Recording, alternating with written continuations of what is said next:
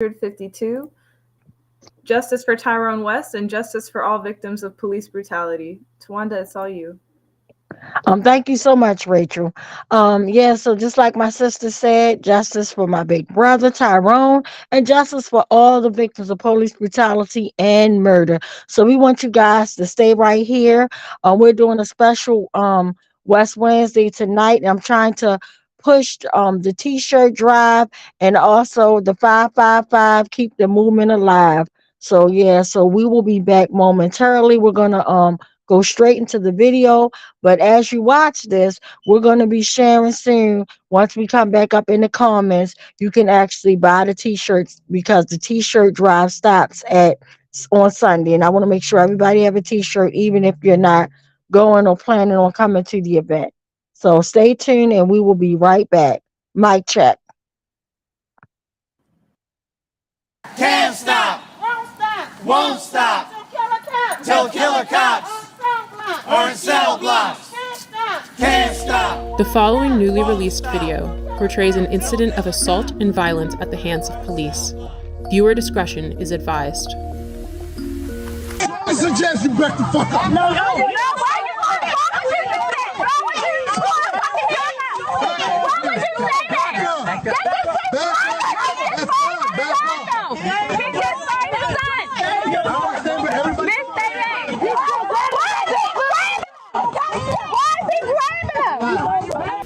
This is Baltimore City Police Officer Jorge Bernardez Ruiz. In a newly released video shot in 2016, Ruiz is seen with his knee on the back of an unknown man with a gun pointed at the man's head. His message was a clear one: concerned onlookers, adhere to my dictates or else. Here, we can hear Ruiz saying to Baltimore residents, I suggest you back the fuck up. No. It is documented that Baltimore police officer Jorge Bernardez Ruiz is a repeat violent offender, even without access to all complaints against Ruiz, undisclosed by BPD Internal Affairs records. 6 cases involving Ruiz are known. This video will briefly highlight 6 total cases beginning in July of 2013. Case 1, Abdul Salam, July 1st, 2013. Here Salam is seen victoriously smiling in celebration after the jury found Ruiz and 2 other cops liable for brutality against him. However, because the trial was civil, not criminal, Ruiz was not fired and he did not go to jail. Police profiled me. They followed me in the back of my house, harassing me. Police proceeded to violently and hostilely approach my van with me and my son in it. As I announced, this was my home, guns drawn. Once they reached my vehicle, they violently pulled me out, ramshacked my vehicle with my 3-year-old son strapped in his car seat, threw me against the gate, slammed me repeatedly. Picked me up by my feet, and while I'm upside down, they proceeded to drop me on my head, hog tie me, and immediately when I fell on my head, Ruiz, in a wrestling type of action, and kind of hit his knee against my neck. I was arrested. I had no idea what I was being arrested for. My son is scarred to this day. He remembers the incident as it happened yesterday. When he talks about it, he always refers to Daddy being on the floor with police yesterday. Case 2, Darrell Harris, profiled, as seen in this video, July 17th, 2013. Yeah, Sid, what's wrong with it? Improper way with it. There's no such thing as an improper way. You gonna tell me my job, bro? I know the law. Are you gonna tell me the law? I know the law. You gonna tell me the law? I know the law. What's the problem? You giving me a ticket? You need my license registration? Yeah, let me get it up. Profile, y'all use the seatbelt as a reason. Profile. Hold on, sir. Do me a favor, take out your keys. Yeah, you can record me. For what? Nah. I don't feel safe right now. Do you want me to step out the car? Do you want me to step out the car? I'll step out the car. Call the police, man. What are you call a supervisor? Don't about to do shit. This is getting uploaded to the internet right now. Yeah? And we are 2 law-abiding citizens that we are getting targeted, and I don't know why. Just 24 hours later, Bernardez Ruiz played a leading role in the police killing of unarmed Tyrone West. Case number 3, the murder of Tyrone West.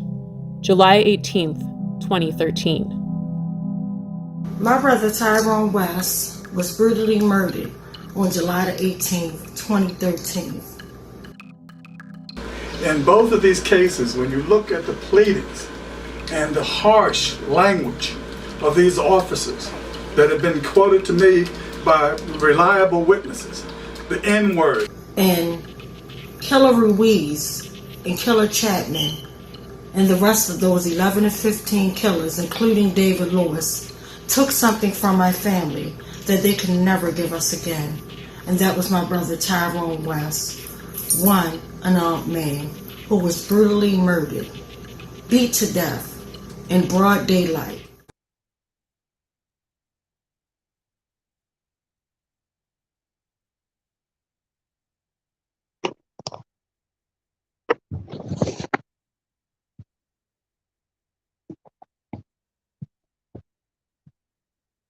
Mic check. Mic check. Mic check. Mic check. Mic check. Awesome. Thank you guys for tuning in. And I want to give a big special shout out to the West Coalition for actually holding it down. I want to give a big shout out to everybody that purchased a t-shirt or donated.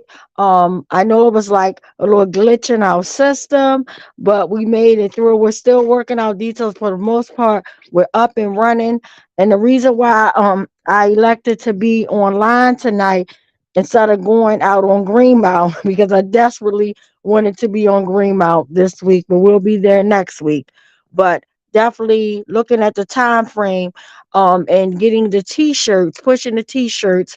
That's why I'm here tonight, to actually push that and then talk about things that are really truly bothering me and holding my spirit down. But meanwhile, if you have not purchased a t-shirt, please make sure you purchase a t-shirt or share. I want to see everybody there for our March 555, keep the movement alive, because it's very important. I'm also so sorry. And those are the t-shirts right there. That's the 555 keep the movement alive t-shirt. Please get them. We have a thing where we're going to have them shipped to you for $5 extra, or if you want to pick them up at the March, you can. However, I need everybody to purchase the t-shirts because the cutoff line is on Sunday, even though we still might have some few laying around different sizes, but we want to make sure you guys get the right size that you need, So please get your t-shirts. I'm urging you guys, share the link. And even if you don't plan to come, just please still get your t-shirt.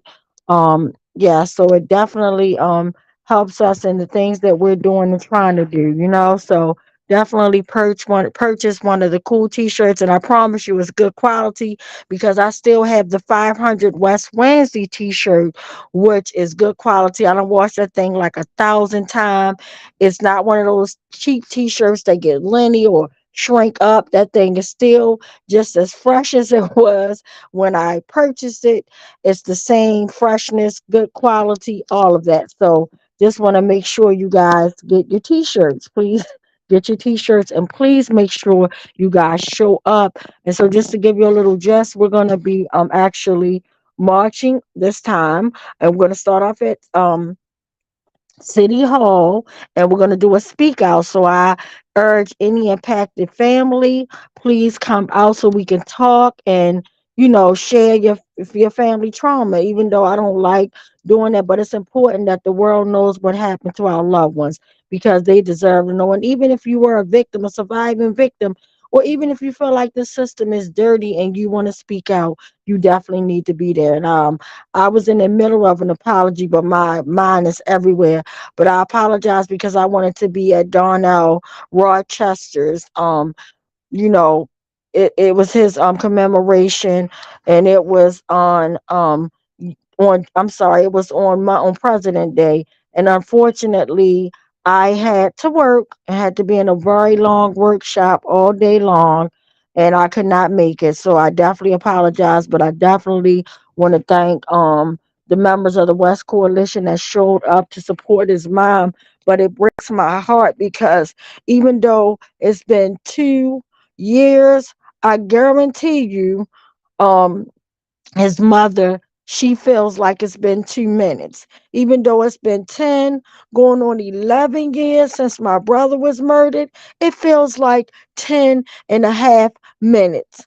The pain goes nowhere. It's devastating and it's truly heartbreaking to actually lose your loved one. But then on top of that, you be doing everything that you can, and you shouldn't have to do anything to get accountability. You shouldn't have to, because it's not our job. We're not lawyers. We're not investigators. We are human beings, and we are also victims, because what you do when you murder our loved ones, you turn the whole entire family into victims, because our life will never be the same. So we're stuck holding the bag, meaning holding all the heartbreak, holding the empty space at the table where our loved one's supposed to be. We're stuck in agonizing pain, and I wouldn't wish this pain on my worst enemy. I would not. It's heartbreaking. It's a pain that doesn't go nowhere.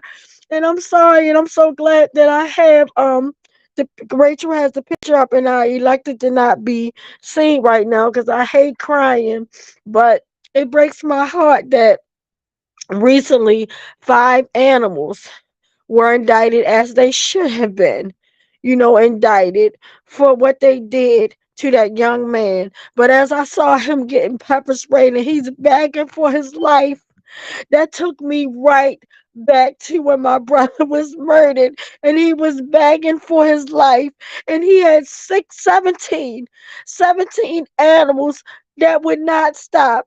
Not only was he begging for his life, telling them stop pepper spraying him, you had Chapman at the scene who actually let off 2 canisters. He sprayed so much of chemicals that the only reason why the paramedics showed up on Kentmore and Kelsway, it wasn't because my brother was getting the life beat out of him, stomped, pepper sprayed, tased in his neck 3 times, freaking pulled by his long, beautiful dreadlocks out of my vehicle, beat worse than an animal. No man alive or no woman, no one could have survived that deadly beating that my brother succumbed from. But the fact, what irritates and irks me, is that those animals didn't have enough restraint to even stop, and they didn't even have enough humanity inside of them to actually call 911 to get my brother help.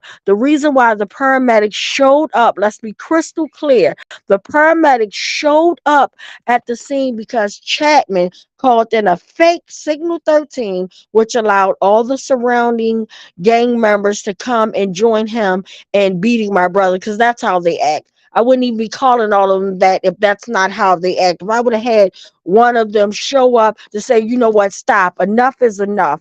Let's get this young man some help. Stop.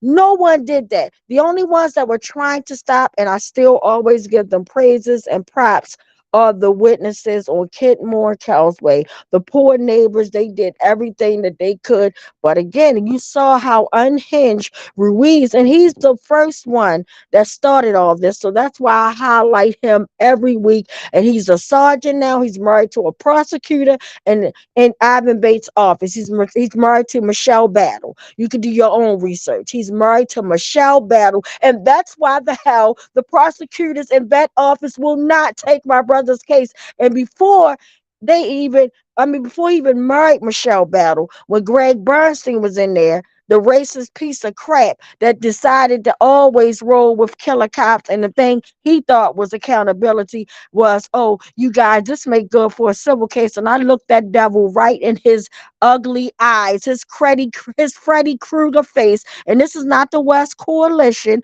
being ghetto. This is Tawanda Jones, okay? Let's be crystal clear. They have nothing to do with what I say, and no one can stop me from feeling how I feel or going off how I'm going off. I have every right to feel this way. It was my loved one murdered, and for this man, this animal, this piece of crap to look my family in the face with a grim look that I will never ever forget. Every time I think about the name Greg Bernstein, I see that little vague smile he had on his face. And he turned to my attorneys and he said, "Oh, well, I don't see enough evidence from the medical examiner's office to prosecute the killer cops. You know why you didn't see it? Because guess what? David Fowler screwed my family. And I had to go into my pocketbook and I had to deprive my family out of $50,000. I wouldn't even have to take up donations, even though $50,000, that's nothing. That's pennies. But it was my pennies. I could have been going in there and not needing extra help. And anytime my children needed something or I needed something, just basic needs, I could be going into my own account. But however, I can't. I was cheated out of 50,000 because they tried to lie. And even with that, and I asked my attorneys at the beginning of this because I wanted to go after the medical examiner's office first. And they told me, "Oh, we'll go after them. Let's deal with your brother getting murdered." And then I didn't even know it was a statute of limits on the going after the medical examiner's office. So pretty much again, the Doug and Pony show, I was thrown down a dead end street looking stupid. And then when I was like, after we did what we did with my brother's case, and I even had to take off for that because you're not going to craft my language and tell me don't call out no killer cops that murdered my brother. So after working tirelessly, endlessly, and then even getting shipped around at my job. This followed me to my job. I had got demoted and everything because I had to stand trial and for fighting for my brother. Some killer cops that murdered my brother. And then if that wasn't enough, the day I'm at trial for that foolishness, I got my tires, like not even my tires slashed. I'm sorry, because that was happening every day. Literally, someone was slashing my tires. I mean, it was wicked. But if that wasn't enough, someone had cut the axle of my wheel the day Abdul Salam. That was one of the guys, the first one to actually get accosted by the killer cop. And thank God that that was his neighborhood and the neighbors knew Abdul Salam. Okay. The neighbors knew him. So this is why his life was spared, because we had, I think it was a 70-year-old elderly woman, or she might have been 80, but I know she was up there in age, and she actually put her body on the line and she said, "No, you're not going to do this." So thank God for that beautiful queen that saved Abdul Salam's life. And it was so sad because they was actually so dirty as they were beating. This is not in the video, and it's important for me to talk about because I want to give you guys facts. If that wasn't sad enough of, beating up a man in front of, tossing him on his head, and his 3-year-old son, who, like he said, recalls the scene as daddy got thrown on the ground. He recalls that like yesterday. That's a child's mind or whatever. But my whole point of saying this, and thank God we say that 10 years passed, so now he's a teenager, but he's still traumatized for the rest of his life. My sister Adina, whose son, when they did that home invasion, he's still traumatized. Her ex is still traumatized. That whole household and everybody has gotten failed that came in contact with this unhinged Ruiz, and nothing is being done. He gets promoted, he gets qualified immunity, and they walk away. But then, interestingly, now these five county cops that did what they did, and they should have been indicted. But now all of a sudden they get indicted, and that's just a smack in all of our face. That's a smack in Darnell Rochester's mom face, because her baby, a teenager, a queer, was actually murdered.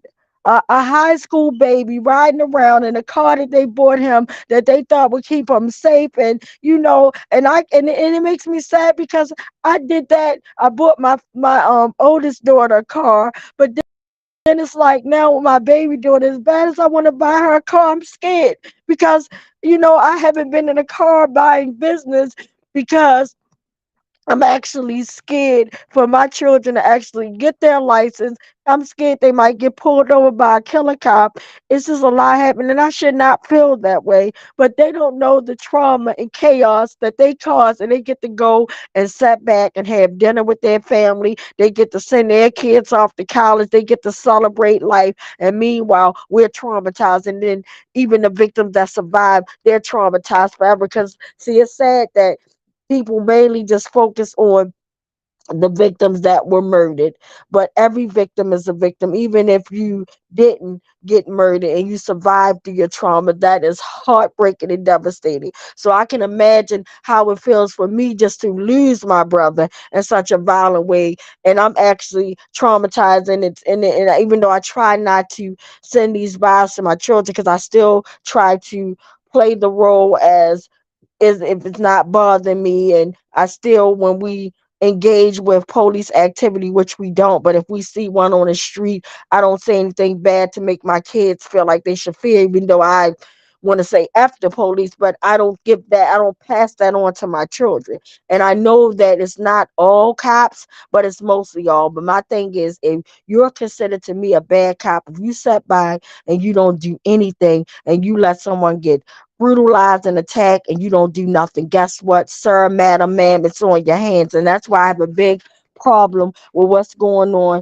with one of the people that was engaged or involved in Freddie Gray's murder. And for you to have her be able to sit back and judge these corrupt cops, that's a smack in all of our faces. Like, I felt bad for her because I heard that her role wasn't as big because she didn't participate in murdering Freddie Gray, but she didn't participate in saving his life. And that's my problem. All it takes is one person. When you say, because there's nowhere in the world I could be around, and I'm a teacher, it's nowhere in the world I could set up and watch one of my co-teachers abuse a child, and I sat back there and I looked. Guess what? I might as well be smacking that child or demeaning that child because I'm just as guilty from not doing anything, just sitting by. Because it's forced, that condones violence. You know what I mean? So it's just sad and disgusting. And their message is really big and it's outrageous, the stuff that they do. And we just sit by and we talk about it and we let it roll. That should not be able to go on. Like how, but see, they send messages through that. They show you. And like I yeah, she got a bad deal because she was supposed to be substituting for a supervisor that day or whatever. I don't know if they reading my sister book about Freddie Gray, but the whole point of what I'm trying to say, if you sat back and you do absolutely nothing, you are guilty. It wasn't like you were blind and you didn't see. If you didn't call for help, you are guilty. You are guilty. You are guilty. That's just my whole thing in it. That's it. Like, I understand sometimes you might see something and you go in shock or whatever, but however, saving someone's life, like, no, ain't nobody do anything to save Freddie Gray life. Nobody did one thing besides the neighbors, and I'm talking about those killer cops that showed up. That's why I blame each and every last one. I'm only 11 or 12 admitted to, oh, I hit him with a baton, I punched him in the face, I kicked him, as if that's not enough to kill one unarmed man. Okay, but the fact that the rest of y'all stand around and you watch them, you're having their back. That's the same way if, God forbid, that if I went out here and I'm riding with one of my besties and we're in the car and we're chilling and my bestie decides that they want to commit a brutal act on someone right in front of me and I'm standing around watching and I'm not doing anything, that means I'm having my bestie back. I'm making sure the scene is right, that they can go and do all the stuff they do. They're gonna have me as a co-conspirator, which they should, because I'm doing absolutely nothing. But when it comes to these killer cops, it don't work like that. It's sad, it's disgusting, but that's the whole point of why I'm saying everybody needs to be at our movement. We don't just need to turn up when they kill us or brutalize us or do something. We need to turn up and show them, hey, the movement is still alive. The movement is still alive. And it's not even just about police brutality. That's why I urge anybody, any coalition group, that even if you're not dealing with police brutality, you might just be peacemakers in the street. You might just whatever, however, it still ties in all together. You could just be an educator. I want coalition groups from the Board of Education to show up. I want Lottie Dottie and everybody to be there. Period. Because we need to be there to support each other. Because guess what? At the end of the day, when we break out into these state of emergencies or these things that are happening, it's just really sad because, we all then pull together to be like, oh, this isn't right. That's not right. We pull together and we fight together. We need to continue on doing that nonstop. So again, I urge everybody, Rachel, if you could show the t-shirt one more time, and if you go into the link, like you guys can maybe, I don't know if Rachel did it yet, but we're gonna put it where as though in the commenting section. That's the t-shirt. Please buy one. And if you already bought one, buy another one or whatever you want to do. And then if you want to make donations to me, and I definitely need donations. Like, it's a lot going on. My chain, my coin's not corner, y'all. But anyway, but meanwhile, back to the movement. Please, if you can, buy a t-shirt. Buy a t-shirt, share it. Sharing is caring. And thanks again for the people that bought t-shirts. And I'm gonna give a big shout out to Alicia West. My sister, she purchased me a t-shirt. That was so sweet. My sister told me yesterday, she's like, "Oh, you ain't gotta worry about purchasing your shirt." She was like, "Cause she already bought me one, so bought you one." So I appreciate everything, and I appreciate each and every one of y'all just signed in on it, pushing it, and all that good stuff. But like I said, unfortunately, we have to close the purchase on Sunday so that way we can go, make sure everybody had their t-shirts and all that. So the deadline is Sunday. But again, we're gonna still try to, if you don't make it to Sunday, we're gonna still try to get extra shirts to buy, out of our pockets or however, to make sure that everybody gets a shirt. Like if you show up at the movement, you like, "Oh, I want one of those shirts," we can have it for you, but it might not be your right size. So now is the time to order one. If you want to invite a friend, invite your friend, but make sure you guys get these t-shirts. Make sure you guys get these t-shirts. So,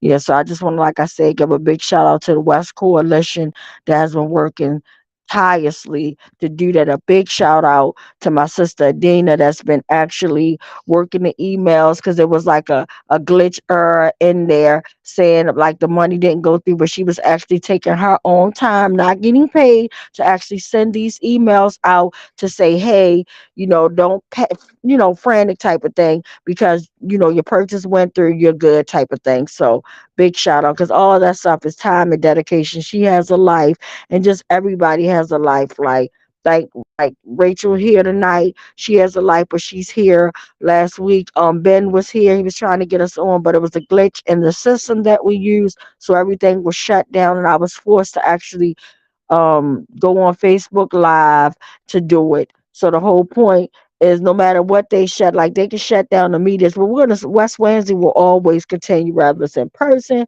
whether they play with us on the phone and or with our laptop computers. We're gonna always still be pushing the movement, no matter what. We're trying to get, and it's sad, but I just look at, we're talking about on 11 years, y'all, and they're pushing my brother case over. So I can imagine, if I feel like that, I can imagine Darnell Rochester's mom, Danielle. I can imagine how she feels right now. Like, her case, I think, was dismissed the first day that Mr. Bates got in office. That news came out that no charges would be filed. And I was kind of devastated and heartbroken, because I just knew that the way he was slaughtered and murdered, that, you gotta kill a cop that's gun happy, jumping in front of a moving vehicle of a baby. Like, get out of here with the foolishness. And that's justified? No, it's not justified. So I was really heartbreaking, and I was shocked and blown that none of the killers got, indicted or anything. And I give Darnell Rochester's mom a big shout out, because just like we've been out there every week, she's been out there every week too for her baby. But the family should not have to do this. This is utterly ridiculous. It is like, it's sad. It's sad, and it's really heartbreaking when you're out there, and then all of a sudden someone comes up after you, and now you're traumatized, because you're feeling the pain, because that's someone loved one that either suffered brutality or is murdered. So it opens up, your feelings, your raw emotions, and you're hurting again now, thinking about them, saying, "Oh my God, I wish this wouldn't have happened," and just all this stuff. And then to see other people get accountability and you not get it, that's disgusting.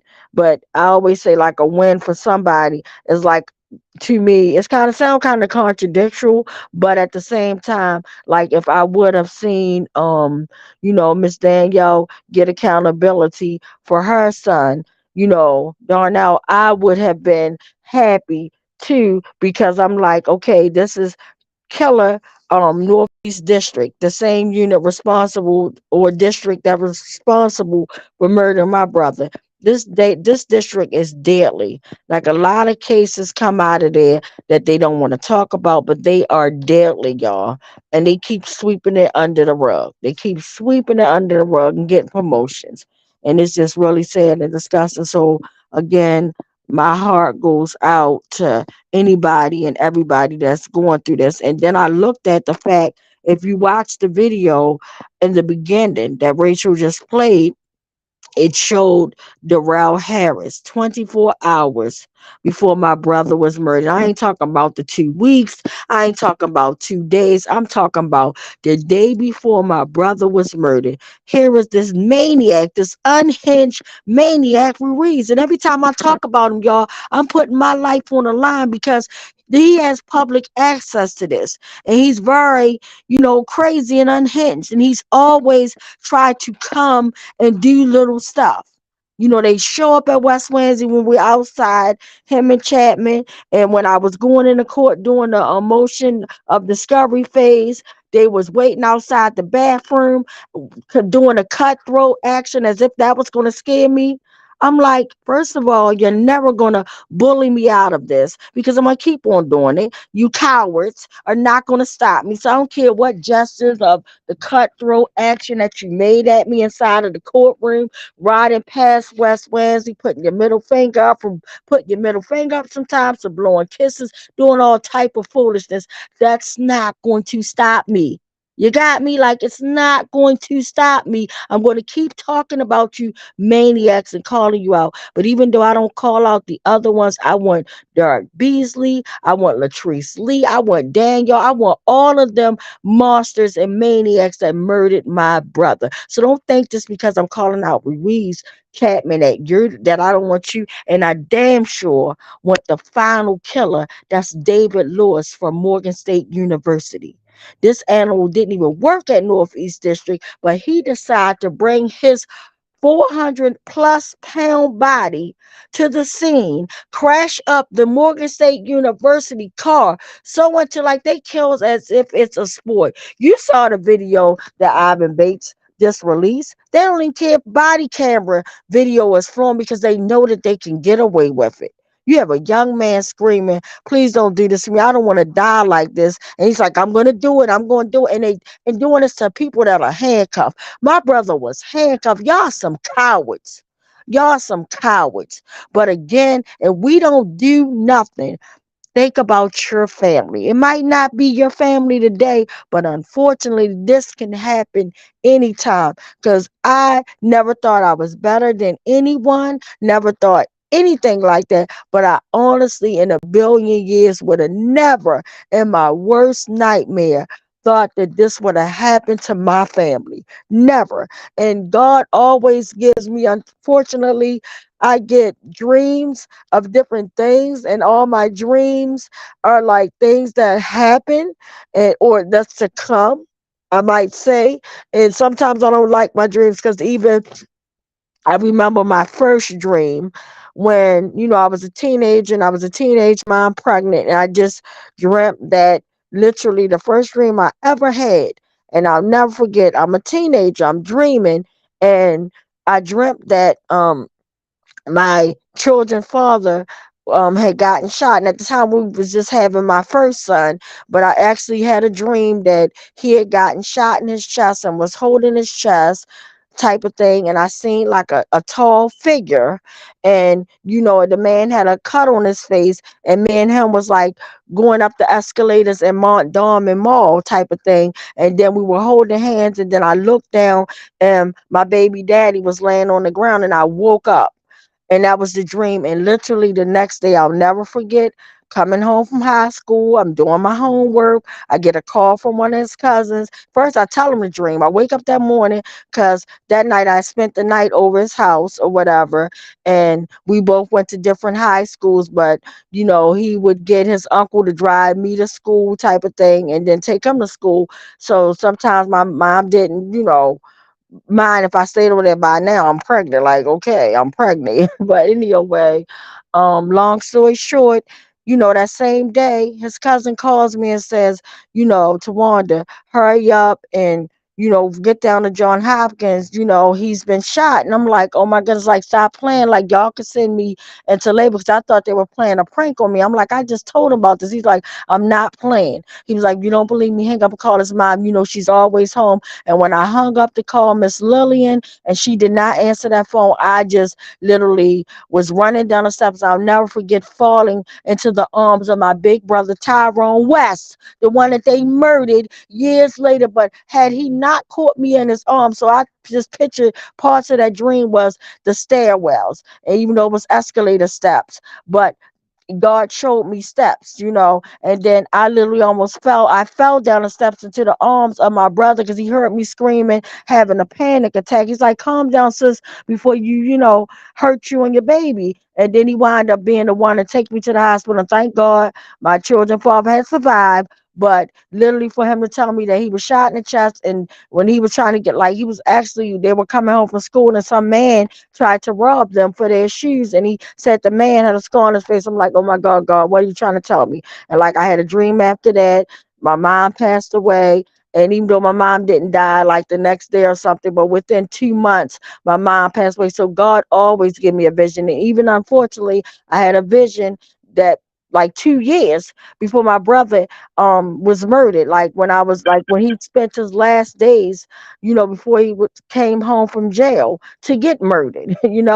I had a dream that I was watching the news and it said late breaking news, Tyrone West was murdered. And I'll never forget, I was just like, oh my God, please don't let this happen. And I actually took a van and went up there. I'll never forget, it was Webster Van Service. It was a van service that you could call back then in the day. You paid $30, you got a round trip ticket. I went out there, I couldn't wait. I'm like, oh my God, I'm definitely, even though I went out there the week prior and I would try to make it every other week to go see him, but I'm like, no, I got to get back out there this weekend to tell him this dream so it won't happen. And when I told him the dream in person, he's like, oh my God, sis. He was like, they will try. You got to get me from out there because they're real prejudice here in Hagerstown, because he thought that maybe like one of those cops in Hagerstown was going to try to kill him, because he was like, they do a lot of racist stuff here in this jail. You got to get me out here. But I never knew that God was showing me 2 years later that my brother was going to get murdered. So I said all this to say, God shows me visions,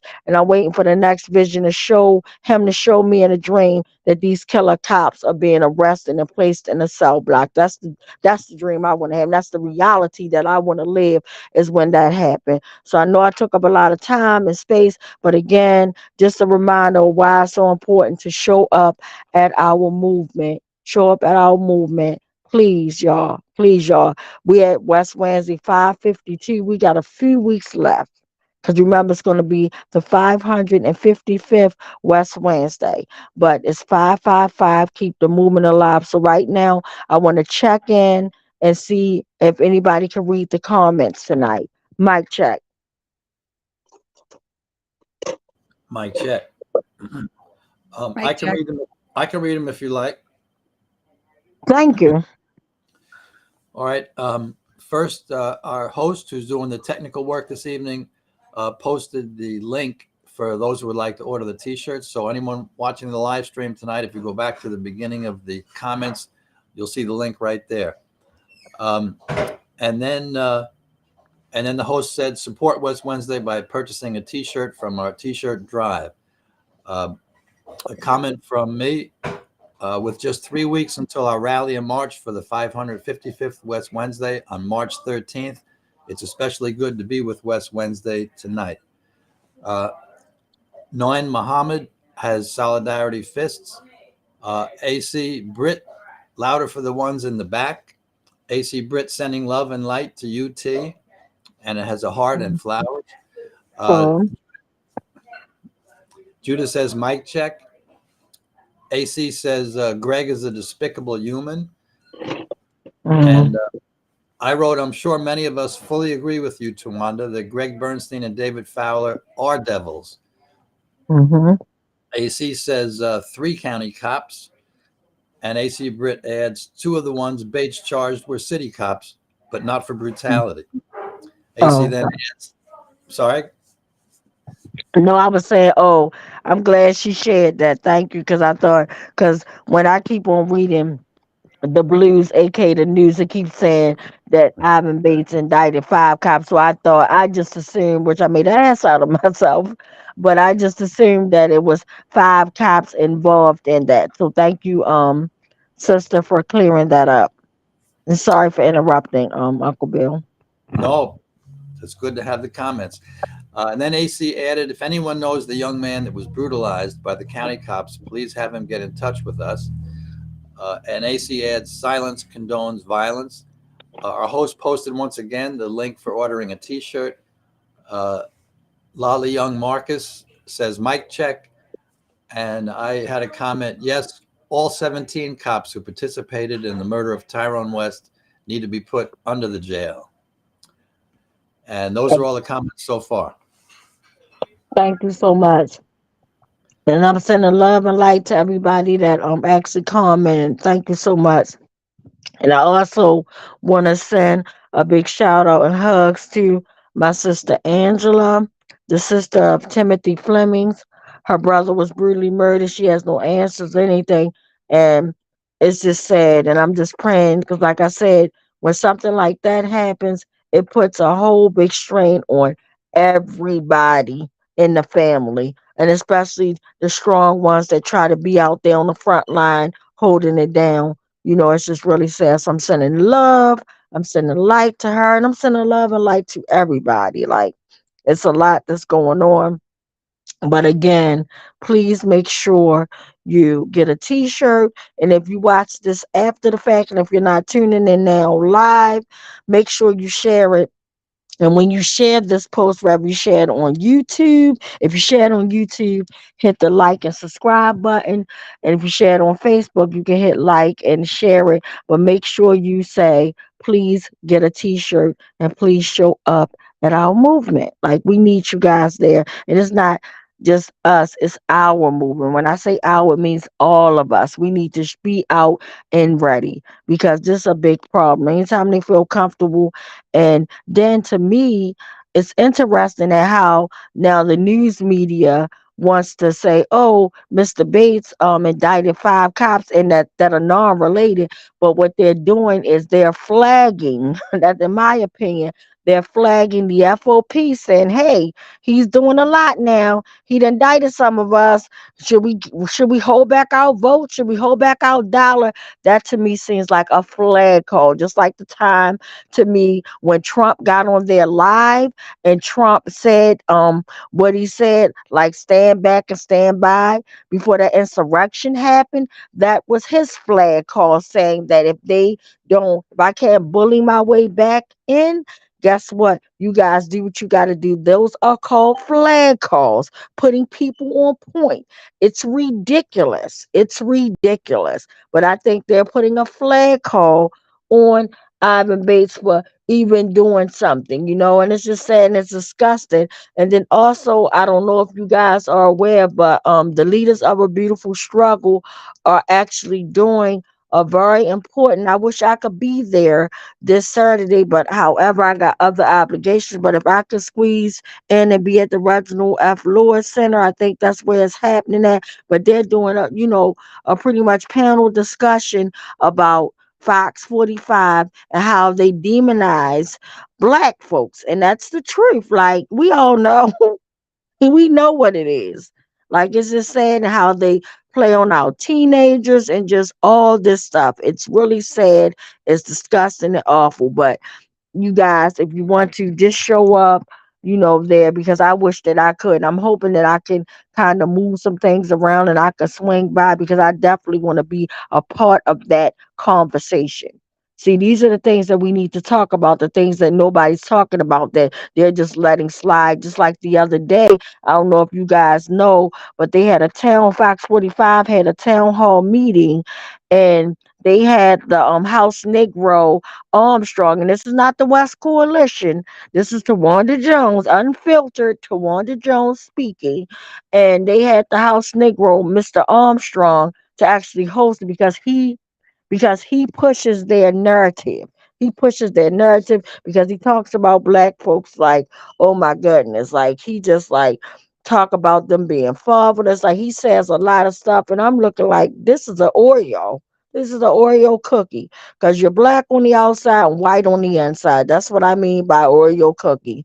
So I mean, it's just sad and disgusting, but that's who they want to host their meetings, and it's just sad. And then you got to look at, like I said, election time is happening.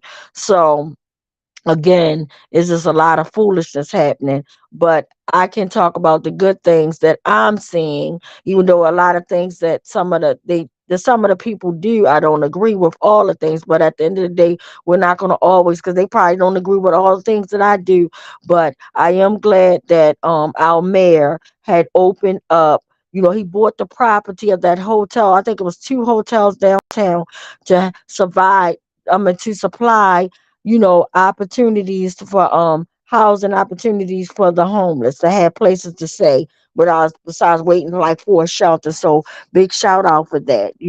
And even when he did the squeegee, and this is not campaigning for the mayor, nor just talking about young ideas, and that's why we need young ideas and somebody that ain't just a yes person all the time saying yes master, yes master. So I'm just like really happy because I never saw that. They're trying to push Sheila back in, and I don't know, because I know it's a lot of Sheila lovers, but at the same time, I am not one. I'm not one, for the simple fact a lot of things happen in her administration, and let's talk about the zero tolerance. That's why I blame her for my brother getting killed. Like a lot of things that we put people in office and we don't watch, and they're busy signing off on things that are pretty much signing our loved ones' death certificates. So you got to watch out for that type of stuff. And it's a lot of them that does that. A lot of them, a whole lot of them, and but just a shout out with that. And then, it's just sad, like I said, but again, when I see like stuff, even though people do that I don't like, some of the things, but when they do like things like that, that really touches my heart, because to me that's priceless. Like to actually do that for the homeless, that's a big shout out for that. And then even with Governor Westmore, in my opinion, for bringing that one guy in that understands about juveniles, that understands, like, don't throw the book at them and their brain is not ready type of thing, and they're all mad about that. Glad he brought them on. Big shout out. Glad, because we need our babies to get it right. Like I just said, like all the stuff that's happening with the carjacking, all that. If you look at it, this is like history repeating itself. But when white boys were doing it, nobody was talking about, oh, they're just having a little fun type of thing. But now it's every teen in Baltimore City is bad and throw the book at them type of thing. Or they'll use one terrible teen. And it's not cool to have a terrible teen, because terrible teens take lives that nobody want, to be murdered or carjacked or any of the bad stuff. But don't just feed into it. Like, don't let them push their narrative. So again, like if you could come out to Leaders of a Beautiful Struggle thing, I just think it's interesting. I'm just curious. I don't know what they're gonna, like what are their main points are, but the fact that they're calling out foolishness, I'm definitely want to be a part of that. But again, looking at the time, I just want to say thank you guys for everything. And I'm excited about being back out in the street. And we will still be continuing sometimes online, but definitely excited about being back, hugging my West Wednesday families, because I think that it was a lot of people that we embrace. Just always think about Miss Leah. May she rest in peace, because this sweet elderly woman would walk. Okay, no, I'm sorry. She would drive her little car, her little cute little car. She had the cutest little car ever, but she would drive, and I don't care how far it was, she would walk Like she would park her car sometimes around the corner, had to walk like almost a block or two to get to us. Or if it was a place and on the side, like where Ena Pratt Library is, she would walk up. But she was the sweetest, cutest little thing. And I just see her smiling at me now. She was the sweetest little thing, and she would just show up, even if it was 5 or 10 minutes. I don't care if it was snowing outside, the rain, but she would show up. And I remember meeting her, and she just showed up, and she would always, she said, I'm a little old lady and I can't show up. And we had the sweetest little voice, but she said, as much as I can, I will come out and support you. And she just always used to thank me. And then just remind me of my grandmother, beautiful thing, and how my grandmother would always do, like sometimes she'll come up and like have a $10 bill or a $20 bill in her hand and like put it in my hand and fold my hand up. And I'm like, Miss Lee, you don't have to give me anything.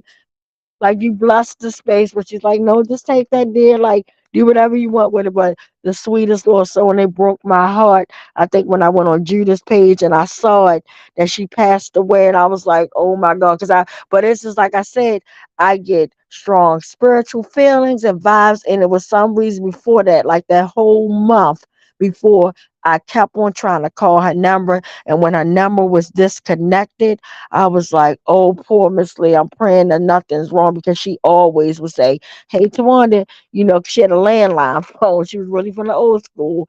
The 410-889 number. She's like, call me, and just if you can, if I don't answer, because sometimes I have to walk a distance to my phone, just leave a message. And she would always make it her business, even if it was a week later, her beautiful self would call me back. And that's what West Wans is about. And that's why, like I said, I miss being outside, because you meet sweet souls and beautiful spirits of being outside. Because I could imagine I wouldn't have met half of you guys if I was just online, like online.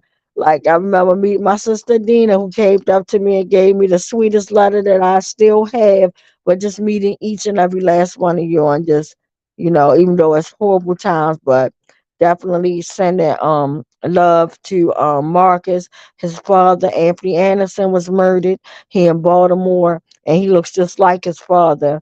And for his father to be brutally murdered, and the medical examiner's office deemed Anthony Anderson murder as murder. They said it was murder, but yet nobody got charged. And his poor mother had to die and leave this earth without having accountability for her son, Anthony Anderson.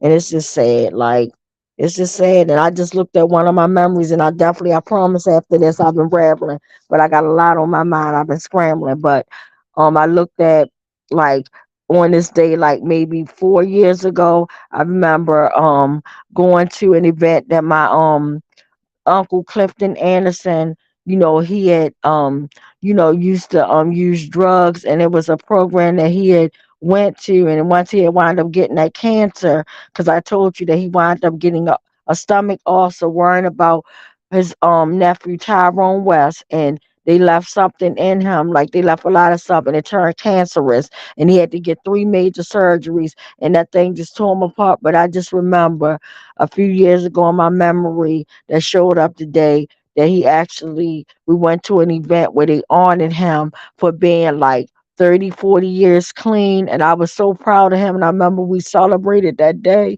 and it was just so great. I just miss him to actually leave this earth without having accountability. And I remember him when we spoke out in front of that medical examiner's office, and he never would speak on the mic, but I can still hear him. I can still hear my cousin Tavon speaking on the mic, and was saying how they wanted to see accountability, and my loved ones is no longer here. That hurt, y'all. That really breaks my heart. So I don't want to lose no more family members. I just want to get accountability. I'm not asking nobody to break the law, bend the law. I'm asking you to do your jobs. We need accountability, and we need it right now. Not yesterday. We need it right now. We need it right now. I needed Donnell Rochester's mother needed, Anthony Anderson. We needed, Adina needed, Timothy Fleming's family needed. We all need.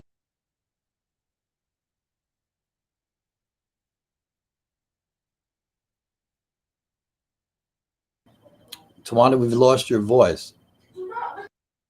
Can you guys hear me? I was saying that we all We all need accountability. And with that being said, I'm going to leave it right there, and I'm going to let our beautiful Queen Hillary, who is in queue. She unfortunately tonight has the sad list of the police brutality victims, and Brian, who was in queue early. I hope he's still here. He has our community violence list, but I'm going to tonight. I'm going to start off with Hillary, because Hillary's going to read our disclaimer, and we're going to after she reads our disclaimer, we're going to take 2 minutes of silence, and then she's going to read the sad list.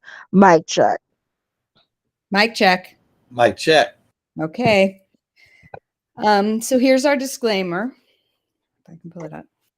It is the mission of the West Coalition to work for accountability for Tyrone West and all victims of police brutality. We believe there is a connection between police brutality and community violence. Police can use de-escalation strategies to diffuse situations without necessarily using force, and we encourage community members to resolve disputes without violence. We care deeply about those families impacted by police brutality and community violence. We seek to lift up the names of their loved ones from a place of respect and care.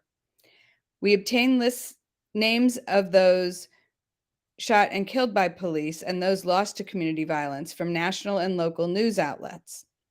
We know that these are by no means exhaustive lists, and that gun violence isn't the only way people are murdered. We did not obtain detailed information about the circumstances surrounding each of these deaths or the people who died. By reading these names, we are not condoning violent behavior on the part of anyone involved in the situation.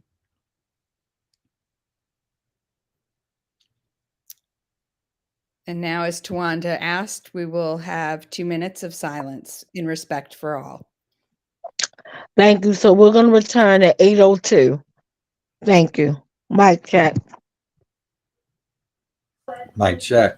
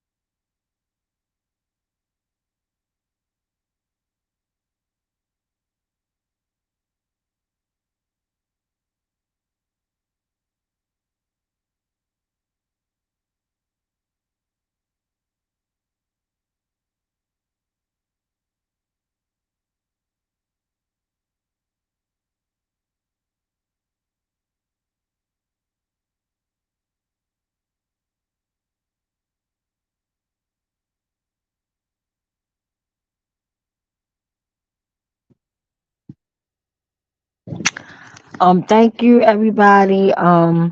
Just for having a space in your homes or wherever you guys are. If you were praying, saying a prayer. If you're not spiritually religious, that's okay. Just sending like positive thoughts. We just thank you in advance, and it's all yours, Hillary. Thank you, Queen. Mic check. Mic check. Mic check. Mic check. So I'm going to read the list of police killings that we have obtained through, I believe it's the Washington Post.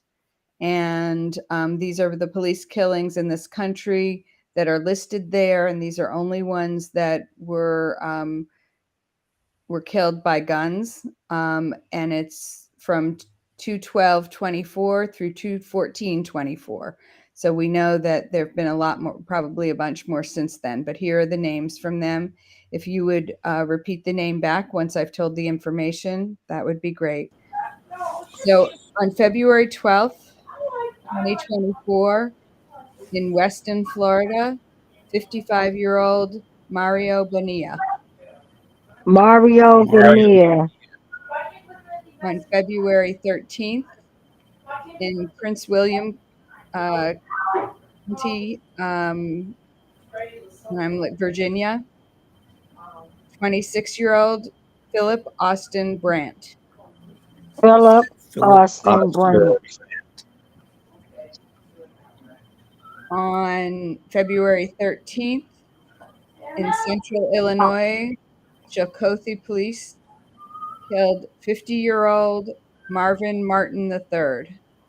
Marvin Martin III. On February 14th, in I'm looking here in Wyoming, it's Natrona County, Wyoming, 46-year-old William Lowry. William Lowry. William Lowry. And that's all that we have on the list for today. And I want to apologize because I don't know where that background noise is coming from. And if anybody on here is not speaking, I just ask that you politely just kind of mute yourself so we won't. Again, I apologize for the background noise because it was really loud. So apologies goes out. No disrespect to the family and no disrespect to Hillary. So again, if we're not talking, can we just please mute our mics? Because sometimes I don't know if they intentionally do stuff like that with our network or if it's just like actually one of our devices that are picking up that loud sound while we're standing in solidarity with families. So I definitely, truly apologize. And so now with that being said, Brian, the mic is all yours. Mic check. Mic check. Thank you, Tawanda. This week, we have 4 names, people killed by violence here in Baltimore. So if you just echo them back to me in solidarity. Dwayne Flinthall. Dwayne Flinthall. Ricky Cole. Ricky Cole. Darian Williams. Darian Williams. Amari Williams. Amari Williams. Thank you. Thank you. So again, I apologize because I continuously heard background noise, but again, apologies to the families, apologies just on behalf of the West Coalition. So again, a big shout out to my sister Rachel, who has been the woman in front and behind the movement, right now today. And thank you for sharing the link. And if you haven't got a chance to purchase a t-shirt, please purchase a t-shirt. And if you didn't know anything about it, please plan to join us for our 555 Keep the Movement Alive. Remember, live to love to live. I love you all. So thank you guys so much. And we appreciate you. And unfortunately, the way we brought you in with the video, we're going to have to take you out with the video. And even though at the end we were saying that we were holding Marilyn Mosby accountable, we can no longer hold her accountable because she's not even in office. But we're definitely holding those folks that are in office accountable. So again, live to love to live. I love you all. If you're not doing anything next West Wednesday, please come out. I'm letting you know where we're going to be at in advance, which I normally don't do, but I'm really excited. And if any foolishness break off, you know why, because I threw it out there.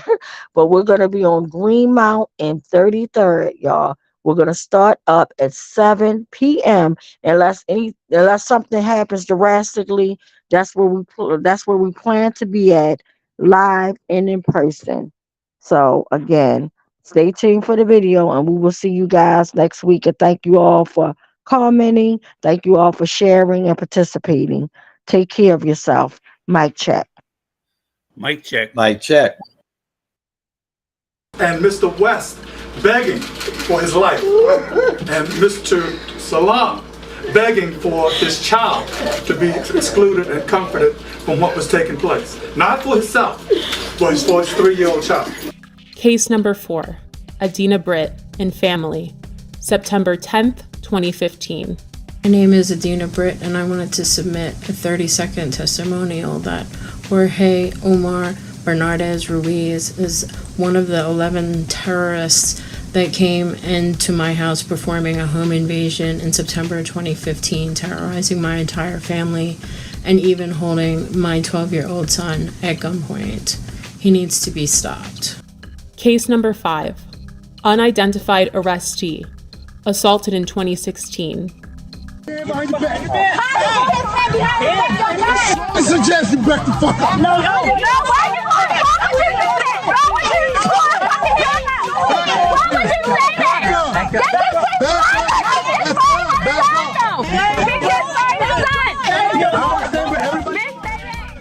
Again, this video did not surface until the summer of 2020. Case 6, Thomas McCullough, May 2016 and February 2017. I heard my front door coming off the hinges like it exploded. Thomas McCullough says it happened twice.